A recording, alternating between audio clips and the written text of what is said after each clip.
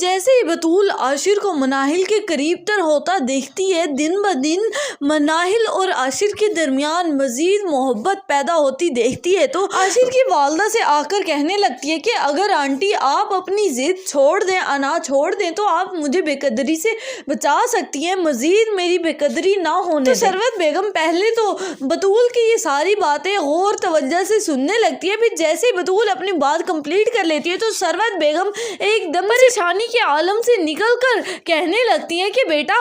हर रोज एक नई मुसीबत से, एक नई परेशानी से अपनी औलाद को बचाना, यही तो माँ का रुतबा कहलाता है। यानी इसे साफ लफ्जों में इस तरह से कहा जा सकता है कि हर रोज एक नई परेशानी का सामना करना ही तो माँ का नाम कहलाता है। इस तरह की रोज रोज की परेशानियों का सामना करना मेरे लिए कोई नई बात नहीं, मैं तो आदी हो चुकी हूँ इस तरह के मामलात को सुलझाने की। रोज रोज इस तरह की परेशानियों का सामना करके ही तो आज इस रुतबे पर पहुंची हूँ। बेटा, इसके लिए तुम्हें परेशान होने की किसी सूरत भी जरूरत नहीं, जिस हद तक हो सका मैं तुम्हारा साथ, तुम्हारा हक जरूर दिलवाने की कोशिश करूंगी। बतूल कहने लगती है कि जी आंटी, मैं अच्छे से जानती हूँ आप ये सारी जदोजहद मेरी बेहतरी के लिए, मेरा हक दिलवाने के लिए कर रही हैं, लेकिन इस बात का भी मुझे यकीन हो चुका है कि आशिर जो बात ठान चुके हैं, यानी वो तस्लीम कर ही चुके हैं कि वो मनाहिल को अपनाना चाहते हैं और मुझे ठुकराना चाहते हैं, मनाहिल को इस घर में ले आना चाहते हैं, और वो ये करके ही दिखाएंगे, चाहे आप और मैं